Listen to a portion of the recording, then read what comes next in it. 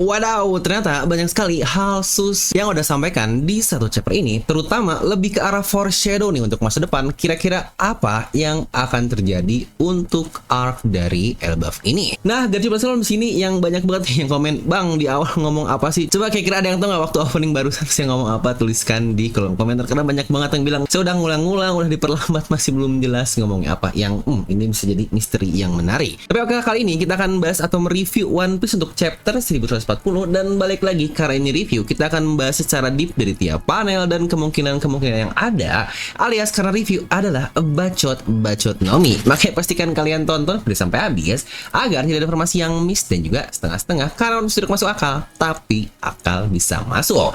Dan buat para nakama yang baru di channel Film Nomi juga dan suka dengan bahasan One Piece yang deep dan juga cukup lengkap di dalamnya, bisa bantu subscribe dan nyalakan bel notifikasinya. Nah, mari tanpa basa-basi lagi kita langsung saja. Wadaw. I'm a fool for your love.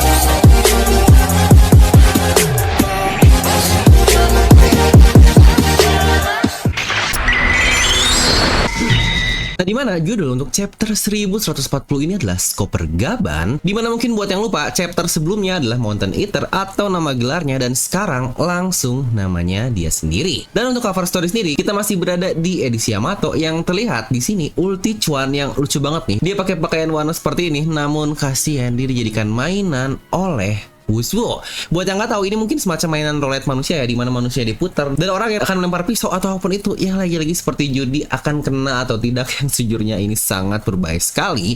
Tetapi nggak tahu nih untuk case dari Wuswo, apakah dia menggunakan pisau atau bukankah malah sepertinya dia menggunakan pedang yang wah, ini makin parah lagi. Dimana judul dari cover story ini dikatakan terdapat beberapa bagian dari teteh Ulti yang terluka akibat terkena ujung dari pedang tersebut. Yang judulnya sendiri adalah "Aku akan mengejarmu ke dasar neraka jika kau macam-macam dengan Paitan." Dan mungkin buat kalian yang masih belum tahu, Petsuan dan Ulti terkonfirmasi jika mereka adalah adik kakak, dimana Petsuan ini adalah sang adik dan keduanya dirawat oleh Kaido sejak mereka kecil. Dan untuk chapter sendiri dimulai dengan Luffy yang kebingungan kenapa harus melawan kakek tua hanya karena kunci doang. Rodo juga bingung dengan berkata, "Yasan, apa yang mau kau lakukan?" Dimana Gaban pun meledek dengan berkata, "Hah, kau pikir bisa mengambilnya dariku?" Dimana Luffy yang kesal langsung melompat untuk mencoba mengambilnya, dan Zoro yang emang cukup jeli nih karena perkataan dari si bocah kolon sebelumnya, dia mengingat-ingat kalau ayahnya adalah seorang manusia dan dia juga mantan bajak laut, tapi dia tidak takut kepada siapapun, yang bahkan tidak untuk pejuang dari Elbaf sekalipun. Yang dari sini seharusnya Zoro bisa menganalisis ya kalau sepertinya kakek tua ini bukanlah orang sembarangan dan pasti sangat kuat juga. Dan tepat saat Luffy melompat, dia berusaha untuk mengambil kunci tersebut, namun dengan mudah Gaban menghindari tangan dari Luffy, dan Luffy pun kesal sambil berkata, "Ayolah orang tua, makin cepat kita ke Loki, makin cepat juga kita kembali ke pesta." Dan Gaban pun merespon, "Ya kalau seperti itu, cobalah cepat curi kunci ini." Namun tepat saat Luffy berusaha untuk mengambilnya lagi, Gaban melompat dan melapisi kunci tersebut dengan haki, yang Luffy pun sempat kaget karena melihat haki dari kakek tua ini, dan boom, Luffy langsung digeprek oleh Gaban menggunakan kunci raksasa tersebut. Dimana kunci sebesar itu pun dapat dengan mudah bahkan orang tua ini mainkan dengan gerakannya juga yang sangat lincah kesana kesini, yang wah, ini kakek tua tapi gesit banget. Bahkan Nami pun sampai kaget sekali melihat Luffy yang terhajar seperti itu. Di sisi lain Luffy pun cukup marah, namun Gaban pun sambil berkata, "Bagus juga ya topi jerami yang kau bawa di situ, yang bukankah itu lebih cocok untukmu dibandingkan helm yang sekarang kau pakai?" Luffy pun menjawab, "Tentu saja ini adalah harta karunku. Aku menjaganya untuk Shanks dan sekarang berikan kunci itu padaku." Yang terlihat di sini Luffy dengan gerakan cepat tangannya yang semacam Gomu-Gomu no Gatling untuk mencoba mengambil kunci yang dipegang oleh Gaban ini. Namun lucunya, di saat dulu kita sering melihat Luffy yang menghindari serangan dengan mudahnya yang semacam mengejek kanan kiri lompat atas bawah, di sini Luffy yang malah kena hal serupa dari kakek Gaban ini. Yang bahkan di sini Gaban pun menghindari semua serangan Luffy dengan sangat-sangat santuy sekali, dan Gaban pun menjawab perkataan Luffy, "Menjaga? Sayang tidak hanya memberikan itu padamu." Orang yang sangat pelit. Ya tentu saja lagi-lagi Luffy pasti marah banget dong, karena dalam sehari ada dua orang yang mengejek Shanks, di mana yang pertama adalah Loki, yang sekarang adalah kakek tua ini. Di situ pun Luffy semakin marah dan berkata, "Kau salah bodoh, dan jangan panggil dia seperti itu karena kau tidak tahu apa-apa tentang dirinya." Yang aduh ini malah lucu banget. Karena baik lagi ya di sini kita membacanya dari perspektif kita sebagai pembaca, jadi kita tahu segala hal yang ada di mana Gaban, siapa backgroundnya seperti apa. Tetapi untuk Luffy dia bahkan tidak tahu siapa kakek tua yang menghadangnya ini. Jangankan dia itu siapa, bahkan dia juga nggak tahu Chopper Gaban itu siapa. Kalau ternyata dia adalah mantan kru dari Raja Bajak Laut yang sangat wajar sekali. Dan mungkin hal yang mereka tahu kalau kakek tua ini adalah ayah dari Color, suami dari Ripley yang mungkin mantan bajak laut tetapi nggak tahu lanjutannya seperti apa. Padahal ya, balik lagi, bukankah kita semua tahu Shanks sendiri sudah Gaban anggap seperti anaknya sendiri, yang jangan lupa dia bersama kru Roger lain kan aktif di insiden God Valley. Jadi ya lagi-lagi mereka semua dengan Roger, Relic dan juga beberapa kru yang lain menemukan Shanks ketika masih bayi atau setidaknya 1 tahun, yang itu pun terjadi 38 tahun yang lalu, yang sampai 25 tahun yang lalu atau 13 tahun Gaban bisa dibilang dengan yang lainnya membesarkan bocah Shanks dan juga Buggy. Yang pastinya dia tahu betul lah bocah Shanks ini seperti apa, walau mungkin ya mereka skip selama 25 tahun pasca bajak laut Roger dibubarkan. Tapi ya balik lagi, Gaban bisa dibilang membesarkan Shanks sejak dia masih bayi, dan Luffy bisa-bisanya bilang kau tidak tahu apa-apa tentang Shanks ini.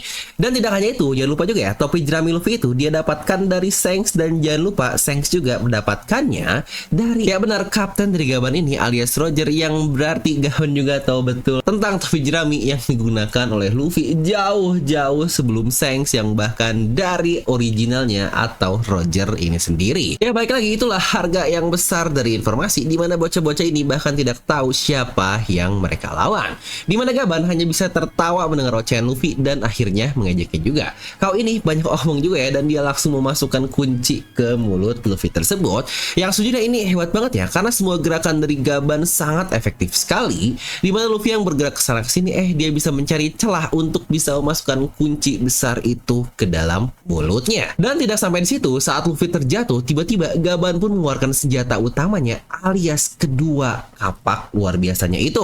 Yang lagi-lagi jangan tanya saya dari mana kapak itu muncul, karena ya sepertinya ini logic anime atau manga yang tiba-tiba muncul aja dari tubuhnya atau apa, kita masih belum tahu. Di mana Gaban mengeluarkan salah satu serangannya dengan kedua kapal tersebut, yang seperti ini bukan serangan biasa ya, karena bahkan serangan tersebut memiliki nama yang berarti ini salah satu dari jurusnya, dan jurus tersebut bernama Yasota Takeru atau pasukan dari pejuang kuat. Ya benar, Luffy yang sepertinya sadar akan ada serangan kuat, dia pun langsung sigap walau mukanya yang terlihat di sini sangat lucu sekali. Di sini pula Zoro bisa merasakan bahayanya serangan tersebut karena dia pun langsung berteriak dan menyuruh Luffy untuk menghindar. Ya benar, serangan singkat tersebut ternyata memiliki radius yang sangat gila, terlihat dari efek serangannya seperti apa. Di mana Luffy pun terlihat masih sempat menghindar dan Zoro menahan salah satu sabetan dari Gaban ini, yang sejujurnya ini sangat gila sekali sih serangan dari Chopper Gaban, yang mungkin kalau dari gambar terlihat hanya ya adalah serangan sabetan biasa. Tetapi jika kita lihat dampaknya, ini serangan singkat tetapi menghancurkan satu tower dari istana, yang jangan lupa ini istana Elbaf, dan towernya pasti ya mungkin sebesar gunung atau mungkin bisa dibilang sebesar Pika lah ketika di Dressrosa, yang wah ini masif sekali. Dimana Gaban pun dia memuji Zoro dengan berkata kalau ternyata dia juga memiliki kru yang sangat hebat, yang sebenarnya juga kata-kata yang mirip diucapkan oleh Kuma saat di arc di bak lalu, dan Nami dan Rodo cuma bisa kaget melihat serangan dari kakek tua Gaban tadi. Dimana pasca itu Luffy pun langsung berubah ke mode Gear 5 yang persis seperti yang kita lihat sebelumnya,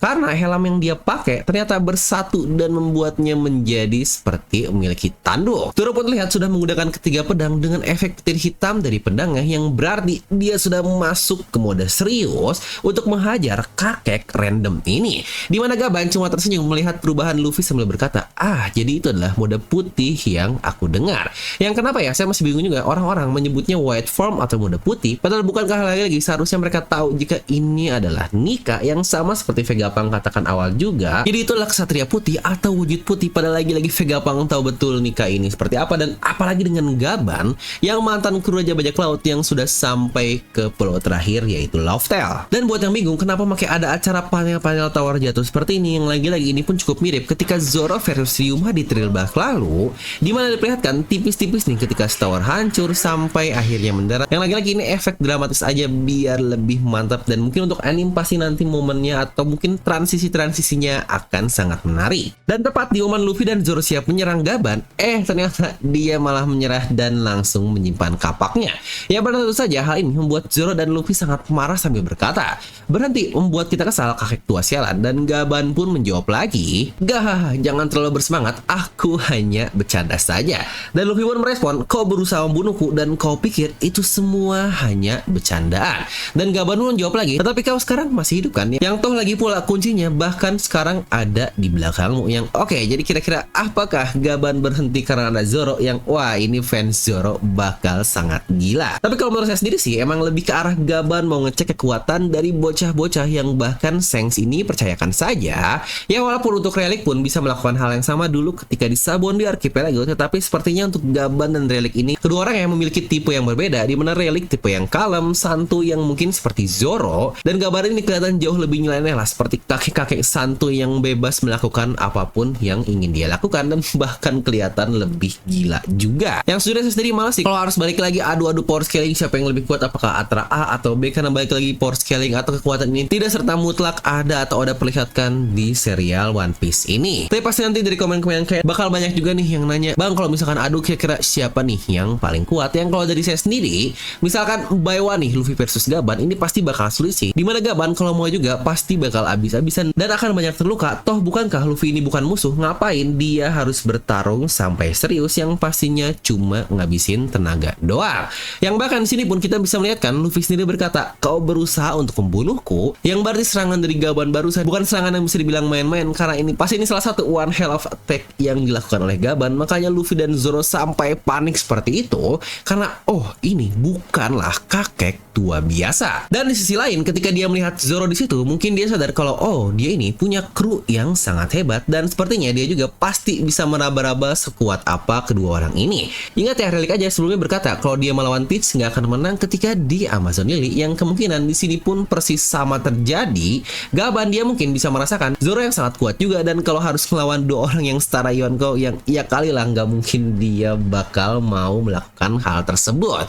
Tapi ya lagi-lagi itu hanya anggapan saya aja sebagai channel Filmnomi yang nggak tahu kalau kalian seperti apa. Kalian juga bisa langsung tuliskan analisis kalian di kolom komentar di bawah. Dan ketika Rodo mau menjelaskan ke yang lain tentang Yasan ini atau kakek tua ini siapa kepada yang lain, tetapi di situ pun Gaban langsung memotongnya dengan bilang, jangan buru-buru Rodo, jika Elbaf masih aman, ketika kamu memutuskan untuk meninggalkan pulau ini, pergilah dan temui aku. Yang sejujurnya ini sangat menarik sekali. Kita masih belum tahu ya waktu paralel ketika Luffy versus Gaban ini dan aksi lain juga yang terjadi di bagian lain alias para God Snake. Yang apakah Gaban di sini dia bisa merasakan lagi haki aneh kemunculan dua God Snake baru yang akan kita bahas juga nanti setelah ini. Dan makanya daripada menghabiskan stamina untuk main-main bersama Luffy dan Zoro, makanya dia memutuskan oke, saya menyerah karena kemungkinan akan terjadi hal luar biasa di satu pulau Elbaf ini. Makanya kata-katanya kalau Elbaf masih aman, kau bisa bertemu denganku, yang berarti sepertinya dia tahu akan terjadi sesuatu ke Elbaf yang sepertinya akan berbahaya. Makanya kata-katanya sangat spesifik sekali ketika kau akan pergi, yang kita masih belum tahu nih apakah Gaban akan ikut andil atau enggak di insiden yang mungkin akan terjadi di satu pulau ini, atau mungkin dia hanya akan mengurung diri karena lagi-lagi itu bukanlah tugasnya sebagai mantan raja bajak laut. Tapi ya kalau dipikir-pikir bukan Relic juga melakukan hal yang sama. Kita akan lanjut dulu untuk bahasan ini, apa yang dikatakan oleh Luffy dan Zoro yang tentu saja mereka sangat kesal sambil berkata, mana mungkin kami mau bertemu denganmu lagi. Dan Luffy juga ikut menjawab, benar bodoh, tapi terima kasih untuk kuncinya, kita tidak akan mau bertemu denganmu lagi. Di sini pun Gaban cuma bisa tersenyum mendengar semua itu dan mengingat momen pertemuan dengan Shanks yang nggak diomongin juga sih kapan timeline mereka berdua ini bertemu. Yang bisa jadi banget ini tepat sebelum Shanks pergi, karena awal kita melihat kan Shanks di Elbaf, di situ dia berkata habis ngobrol dengan seorang sampai lupa waktu, yang bisa saja itu adalah sosok dari Chopper Gaban ini, yang itu pun sudah pernah kita prediksikan sejak lama sekali. Di flashback itu Gaban berkata, sejujurnya Shanks, kau pikir aku akan mempercayai bocah itu semudah ini? Dan Shanks pun jawab, haha, benar, kau bebas melakukan apapun yang kau inginkan, Gaban-san. Yang lagi-lagi kita masih belum tahu nih apa yang Shanks katakan, yang seakan-akan dia berusaha untuk meyakinkan atau membuat Gaban percaya tentang sosok dari Luffy. Entah nih apakah maksudnya adalah nikahnya, atau mungkin dia akan menemukan One Piece, atau apapun itu kita masih belum tahu apa yang dibicarakan oleh kedua orang mantan kru raja bajak laut yang sangat super itu. Tetapi pasti Gaban tahu betul apa maksud dari Shanks ini. Toh lagi-lagi dialah yang sampai ke Love-Tale, dan Shanks kan tidak sampai ke Love-Tale ya jika kalian lupa. Dan juga dari cara Gaban tersenyum, sepertinya pada akhirnya dia percaya kepada sosok dari Luffy ini. Dan bahkan ini pun mirip seperti Relic kan, yang awal awalnya biasa aja, tapi akhirnya mutusin buat nolong Luffy yang mungkin karena habis mendengar beberapa perkataan Luffy tentang impiannya yang sangat mirip dengan kapten mereka. Next, kita berpindah lagi nih ke Walrus School, tempat sekolah dari bocah-bocah Elbaf, di mana para bocah melihat adanya burung aneh. Namun saat para guru melihatnya, terutama Enge, burung tersebut pun sudah tidak ada. Ya benar, burung tersebut adalah Gunko dan Samrock yang baru saja terbang dari Underworld ke daratan matahari ini. Mereka pun mendarat dekat dengan sekolah tersebut dan berkata, ternyata ada sekolah di sini ya. Bukankah ini sangat sempurna? Oke, aku akan memanggil mereka semua, kata Gunko. Dan boom, lagi-lagi Magic Circle pun muncul di hadapan mereka. Dan dengan instan pula muncul petir hitam dengan kemunculan 2 God Snake yang baru dan bukan satu orang doang. Yap, yang pertama adalah Saint Summer dari keluarga Separ. Buat yang lupa, keluarga Separ ini sama dengan keluarga dari Gorosei Jupiter ya, dimana bahkan kemungkinan dari rambutnya pun warnanya akan sama. Pria parubaya yang sejauh ini cukup kocak banget sih, mana masih kutanga, dan dia pun waktu dipanggil dia bahkan masih membicarakan dengan seorang lain menggunakan diri emosi tentang para dewa yang dalam keadaan lapar pasca ulah dari pasukan revolusioner. Di sisi lain, God Snake satunya adalah Saint Killingham dari keluarga Limosi. Dia berada di mode hybridnya yang mungkin mode hybrid atau bukan kita masih belum tahu, karena dari bentukannya terdapat awan putih di belakang kepalanya, dan bahkan kalau dari bentuknya ini benar-benar mirip sekali dengan hewan mitologi Kirin, bahkan namanya pun Killingham, yang sangat memungkinkan jika dia memakan mythical zone Ushi Ushinomi model Kirin, yang bukankah Kirin keren tapi bentukannya sangat lucu sekali. Dia dipanggil saat dalam keadaan panik karena ternyata ketiduran dan terlambat untuk panggilan dari misi, dimana Somers pun kaget sekali ketika sadar kalau kok ada Gunko dan Samrock di depan mereka. Apakah mereka berdua datang ke penthouse-nya, yang ternyata karena keduanya dipanggil menggunakan Magic Circle tersebut. Yang sejujurnya ini kocak banget sih, karena ternyata God Snake pun bisa berbuat tolol seperti ini. Karena lagi-lagi sebelumnya kita melihatkan bagaimana para God Snake yang sangat cool sekali, sangat keren sekali, dimulai dari Gunko, Samrock, lalu juga para God Snake atau Holy Knight ketika di eranya Garlic yang di God Valley itu pun sangat keren sekali. Bahkan para Gorosei yang wah semuanya terkesan serius. Ya mungkin kalau para Tenryubito seperti Carlos yang emang tolol aja lah untuk si Carlos ini, yang ternyata para Tenryubito lain pun bisa berlaku tolol atau lucu seperti yang kita lihat dari 2 God Snake baru ini. Dimana Samrock sangat bingung karena kok yang datang 2? Bukankah saya cuma butuh 1 orang doang? Namun Killingham di sini menjawab, itu karena kau dibutuhkan di markas kapten, kau disuruh kembali oleh perintah dari atasan. Somers melanjutkan kalau situasi di Marijoy sekarang lagi sangat kacau sekali, semua tergonjang-ganjing pasca referee, dan baik bagimu untuk cepat kembali ke Marijoy. Yang oh iya, kenapa kau tidak memberitahu apa misi kali ini dan apa yang akan kita lakukan di pulau yang tidak terafiliasi dengan pemerintah dunia? Apa kau datang untuk berkunjung ke kuburan dari Harold? Yang bukankah ini sangat menarik sekali? Tetapi kita lanjut dulu lah nanggung untuk bahasan chapternya karena dikit lagi sudah selesai. Dimana Samars pun akhirnya paham dengan misinya dan terlihat dia sudah berpakaian lengkap. Yang cuy, bahkan pakaian yang dia pakai di sini sangat keren sekali dan lebih mature doang karena banyak juga badges atau mungkin ya semacam medal-medal yang wah ini keren banget dari pria parubaya yang sebelumnya cukup konyol. Yang bahkan jika kita melihat pedang aja pegangannya itu seperti berduri itu yang wah ini lebih kerasa banget lah untuk bangsawannya dari Somers ini. Dia berkata, oh jadi kita hanya perlu membawa bocah-bocah itu ke Marijoy saja ya, tetapi sepertinya bocah itu cukup besar untuk bisa kita masukkan ke karung atau semacamnya.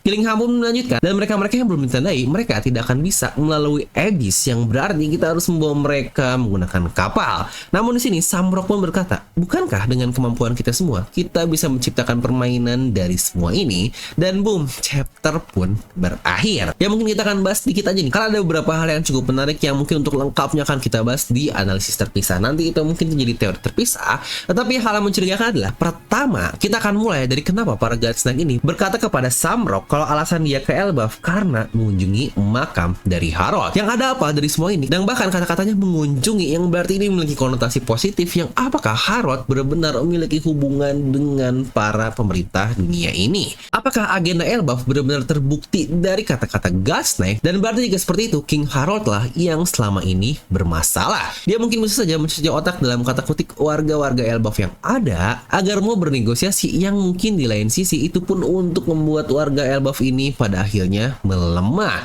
Karena lagi-lagi lihat awal Luffy dan yang lainnya sampai ke pulau ini, kita diberikan plot kalau mereka sangat kecewa sekali. Kenapa bocah-bocah sekarang terlihat sangat lemah seperti ini? Ya benar, balik lagi, negeri-negeri yang bocahnya lemah, bocahnya bodoh akan menjadi titik awal dari kehancuran sebuah negeri. Nah mungkin Loki yang sadar betul akan hal itu, dia pula yang punya brandingan buruk karena tukang pranknya pada akhirnya dijadikan kambing hitam oleh pemerintahnya. Karena satu kecurigaan yang pernah kita bahaskan, kok bisa-bisanya Elder Jarul selamat dan pedang yang ada di kepalanya pula bukankah itu pedang dari Harald? Apakah Jarul dan Loki sebenarnya berada di satu tim yang tidak suka dengan ideologi Harald? Yang lagi-lagi bahasan agenda kontroversi Galsnack ini pun sebenarnya sudah pernah saya bahas lengkap di satu video ini, nanti bisa kalian tonton untuk teori lengkapnya. Dan lagi-lagi satu poin yang menurut saya sangat masuk akal adalah kita membahas hal baru tentang Magic Circle. Ya benar, kita masih belum tahu sih cara kerja seutuhnya dari Magic Circle ini bagaimana, tetapi di chapter ini kita mendapatkan beberapa insight baru, mulai dari agar bisa melalui Magic Circle mereka harus ditandai terlebih dahulu, dan Killingham pun berkata kalau jalur tersebut disebut sebagai abyss, kegelapan atau pentagram yang bukankah lagi-lagi cocok dengan periblisan atau demonic power yang sebelumnya pernah kita bahas di video terpisah. Dan kira-kira siapa sosok yang menandakan itu tersebut? Apakah lagi-lagi semuanya adalah kemampuan dari Imu, yang lagi-lagi itu pun hal yang paling masuk akal. Lalu yang lebih gila lagi, teleport dari abyss ini sepertinya sangat instan sekali ya, alias kilat tanpa terasa apapun. Karena buktinya ini Somers dan Killingham mereka tidak sadar kalau mereka dipindahin karena mereka masih melakukan aktivitas yang sebelumnya. Yang sejujurnya ini gila banget sih perpindahan sejauh itu dan seinstan itu. Definisi saya masih belum masuk logiknya seperti apa, karena balik lagi One Piece itu harus masuk akal, dan mungkin kita akan menunggu jawaban masuk akalnya oleh Oda nanti di chapter selanjutnya. Yang menarik ya, Somers juga kaget kan karena ternyata tidak hanya orang, bahkan barang-barang pun bisa terbawa seperti kursi dan pakaiannya. Ya entah juga nih apakah itu cuma jokes doang dari Oda atau hal lain, kita masih belum tahu. Tetapi satu-satunya alasan mereka bisa sampai lagi-lagi karena Gunko lah yang membuat jalur teleport di daerah tersebut. Persis seperti Saturn yang mensummon keempat Gorosei lain di Pulau Ekat sebelumnya. Dan yang jadi pertanyaan, bagaimana kedua God Snake sebelumnya alias Gunko dan Samrock bisa sampai ke area Kastil Elbaf seakan-akan ada yang mensummon kedua orang ini? Atau bisa dibilang apakah jangan-jangan emang daerah tersebut sudah ditandai oleh seseorang juga? Ya lagi-lagi jawaban yang masuk akal adalah hubungan dengan perjanjian mereka kepada King Harold. Toh bukankah lagi-lagi itu pun disamanya di ruang tahta dari sang raja? Yang apakah alasan Loki di framing seperti sekarang? Karena mereka tahu kedok dari sang raja juga seperti apa. Makanya ratusan penjaga pun pada akhirnya mati, yang tidak lain Harald juga lah pasti yang ikut membunuh para penjaganya. Yang jangan lupa Harald disebut sebagai The Great Warrior, sosok luar biasa hebat yang berada di atas pasukan lain. Jadi sangat masuk akal jika dia lebih kuat dari para penjaganya. Dan ini pun akan menjawab kebingungan kita, bagaimana Loki bisa seorang diri mengalahkan ratusan penjaga yang lagi sebelumnya pernah kita bahas karena sangat tidak masuk akal sekali. Yang mungkin inilah agenda Peace karena hal kontroversi ini dilakukan oleh rajanya yaitu King Harold. Tapi ya balik lagi, kira-kira menurut kalian seperti apa? Coba tuliskan di kolom komentar. Nah jadi itulah untuk pembahasan review kali ini, dan menurut saya ini chapter yang cukup mangstap banget sih. Setidaknya kita bisa melihat kekuatan dari kru sang Raja Bajak Laut seperti apa. Ya kalau bener juga kan, nggak mungkin kita akan melihatkan all out dari kemampuan Gaban seperti apa, karena ya untuk hal ini biasanya hanya narasi aja yang akan Oda perlihatkan kepada kita. Serta terkait game yang dikatakan oleh Samrock, apakah ini juga ada hubungan dengan turnamen bangsat dari para Tenryubito? Dan jika iya, wadaw, ini akan menjadi satu sudah hudagu atau teori yang terkonfirmasi juga, karena sebelumnya kita pernah membahaskan apakah jangan-jangan Samrock dan Gunko ini datang untuk survei area dan nanti akan terjadi God Valley Part 2, karena toh bukankah Elbaf tidak terafiliasi juga dengan pemerintah dunia. Tapi oke lah, kita akan nilai dulu berapa untuk chapter ini. Kali ini kita akan memberi nilai 9 dari skala 10. Kira-kira menurut kalian berapa? Coba tuliskan di kolom komentar. Yang gila banget ya, untuk chapter One Piece di tahun 2025 ini strict banget, semuanya sangat OP banget. Tapi oke lah, itu aja video review kali ini dari channel Devil Nomi yang cukup banyak juga ya kita bacot-bacot nominya, padahal ini video review doang. Dan balik lagi juga nih, karena di kolom komentar banyak pertanyaan yang cukup random, karena ya lagi-lagi kita bahasin perwibuan One Piece habis malah banyak banget juga yang nanya tentang per outfitan. Bang, kacamata apa bang? Bang, pakai baju apa bang? Dan lain-lainnya. Dan buat kalian juga yang pingin baju Sangatika ini, sebenarnya ini produksi dari DNM juga sih atau Devil Nomid. Tapi kayaknya untuk stoknya tinggal dikit lagi dan hanya ukuran-ukuran tertentu saja. Nanti akan saya simpan juga untuk linknya di deskripsi video. Dan buat kalian juga yang nanya, kalau saya ini style rambut pakai apa? Di sini saya pakai Kaf yang mungkin kayaknya banyak yang tahu nih. Kaf ini produk dari Paragon yang cukup viral beberapa akhir ini, enak juga nih untuk powder rambutnya, kalian bisa gunakan untuk Kaf ini yang bahkan sudah terbukti halal. Jadi buat kalian yang pingin, nanti juga akan saya simpan linknya di deskripsi video. Dan lagi-lagi seperti biasa, saya mau berterima kasih buat kalian yang sudah support Devil Nomid secara langsung, terutama yang sudah join membership seperti para Devil user, Hak user, dan Will of the ini. Dan buat kalian yang pingin cuma 10.000 doang bisa bantu donasi biar makin semangat untuk kontennya. Kalian bisa langsung klik tombol join di sebelah tombol subscribe. Sebelumnya saya pernah menganalisis seberapa kuat skop pergaban, bisa langsung kalian tonton di satu video ini. Dan seperti biasa, semoga kalian terhibur dengan video ini. Like aja kalian suka, dislike kalau suka, jangan lupa untuk subscribe dan juga share ke teman kalian. Gue Devil Nomid pamit and I'll see you guys next time.